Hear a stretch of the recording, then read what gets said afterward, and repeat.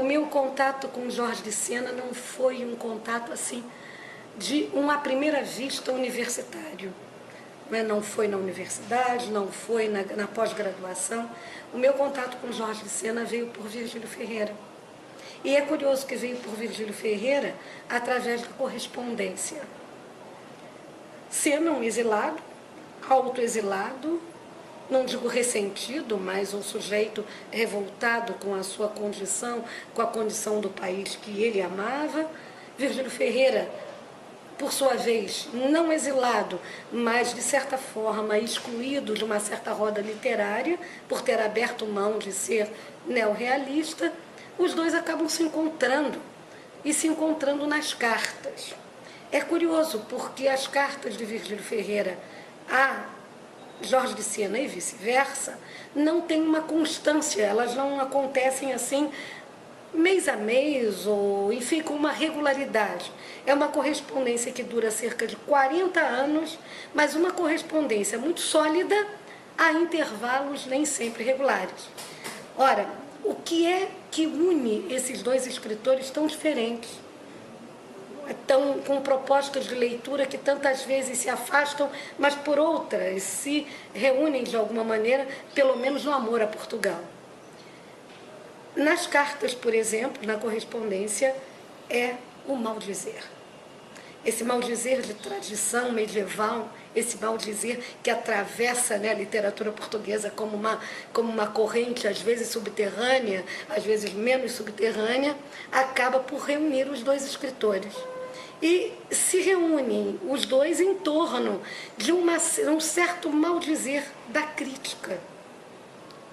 O Virgílio Ferreira foi muito castigado pela crítica. O Jorge de Sena, creio que não tenha sido menos. Ele mesmo era um crítico muito rigoroso, assim como o Virgílio também era. Ambos ensaístas de muito boa qualidade, voltados para o estudo da literatura, da arte em geral, com uma sensibilidade enorme. Não se conformavam com certos tiques ou certos defeitos da crítica portuguesa. E no caso do Sena, ainda se soma brasileira. Ninguém escapou ao olhar crítico de Jorge de Sena. A crítica do Jorge de Sena e do Virgílio Ferreira ao Gaspar Simões é assustadoramente engraçada. Tanto nas cartas, né, do Virgílio ao Jorge de Sena, tanto nessa correspondência entre os dois, quanto na conta corrente que o Virgílio Ferreira publica em duas etapas, né, nos 5 primeiros volumes e depois numa segunda série, cujo último volume surge após a morte do Virgílio, a gente percebe como os dois tinham a língua afiada e a vista, o olhar extremamente sensível, né, e extremamente irônico, quando não sarcástico, para dizer mal daquilo que se fazia, em relação à arte, em relação à literatura, em relação à política.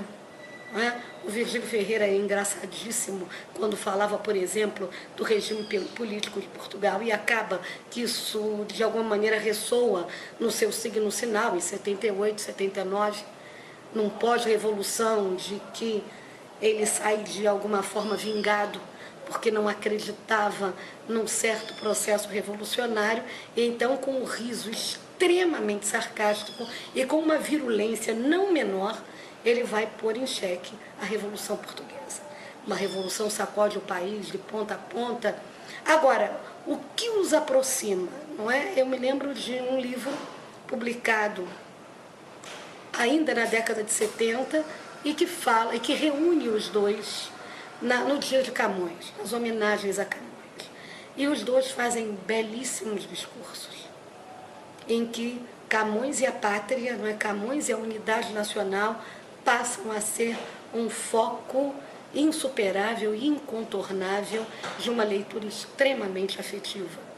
Acho que Camões une Virgílio Ferreira a Jorge de Sena, mas uniu Jorge de Sena a Camões um elo muito mais forte, não é? Muito mais resistente, talvez. Eu vejo Virgílio Ferreira fazendo referência a Camões lá no discurso, de Camões e a unidade nacional. Eu vejo Virgílio Ferreira falando de Camões em aparição, mas não vejo uma frequência de estudos camonianos como aquela que se vê na obra do Sena, seja nos 30 anos de Camões, seja na poética, na poética seniana, naquele grito dilacerado de dor do recusado, do exilado, enfim, do inconformado, não é? Um inconformismo que também está no seu companheiro de escrita. Então, a correspondência do Jorge de Sena com Virgílio Ferreira desce a pormenores muito interessantes, até a letra do Virgílio.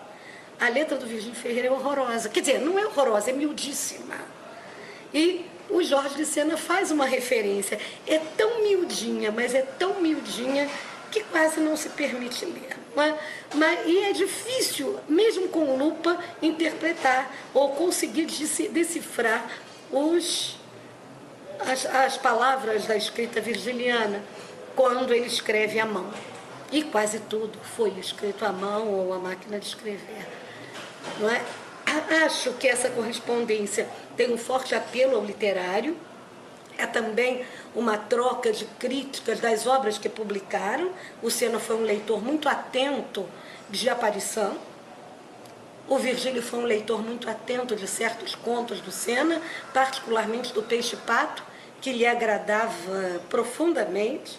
Enfim, há uma série de traços de proximidade que fazem dos dois escritores não amigos íntimos, porque não foram, não é?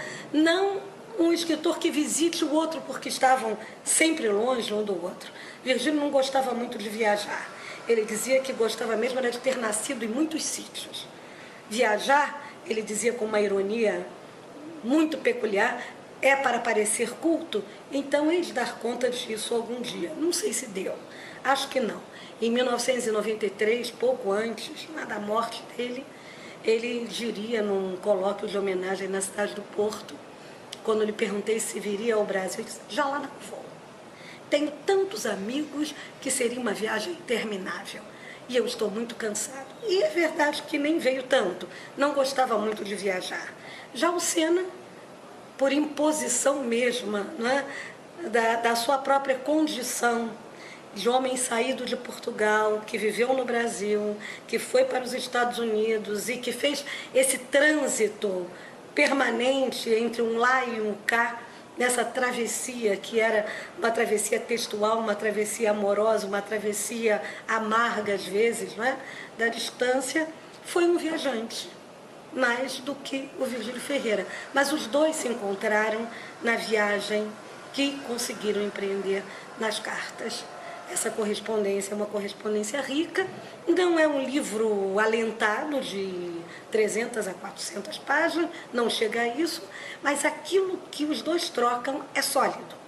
E é sólida a sua posição crítica, severa, às vezes num riso torto, né?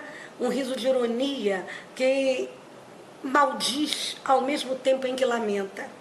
Não é só um maldizer. Certa vez, conversando com um poeta de Gaia, esse poeta me disse o seguinte: não sei como Virgílio Ferreira não tem pudor de publicar a conta corrente. São tantas coisas horrorosas que diz. Então eu lhe perguntei se ele tinha visto as coisas belas que diz, que o escritor dizia. Quer dizer, algumas são horrorosas, mas são horrorosamente engraçadas. Sobretudo quando a gente conhece as pessoas que estão à roda. Outras são de uma maledicência que chega a ser maldosa. Algumas referências a pessoas até conhecidas não são lá o que de melhor o Virgílio Ferreira escreveu. Mas o Sena não ficou atrás, nem um pouquinho. E a verdade é que o leitor é que ganha com essa correspondência, com essa troca, porque é um enriquecimento, é também um olhar de leitor que aprende a ser crítico, a olhar de quina, não a olhar de lado, não de frente apenas, mas a olhar à distância e a perceber que não eram dois ressentidos, mas eram desalentados. Inúmeras vezes desalentadas, outras tão felizes, mas o desalento parece que acompanhou muito dessa leitura que tanto Virgílio Ferreira quanto Jorge de Sena fizeram de Portugal. E, sobretudo, de uma certa camada, não é, intelectual, literária, que o Virgílio dizia que não tinha compreendido. O mesmo aconteceu ao Sena. Agora mesmo no Porto, conversando com professores do Porto, lá eu ouvi que no Brasil se estuda muito mais Jorge de Sena que em Portugal. E por coisa. Não é? É muito bom que seja assim. E isso só traz para nós, professores, leitores, críticos, uma abertura muito grande para ler Portugal. Não apenas com um olhar sedutor, mas sobretudo com um olhar crítico.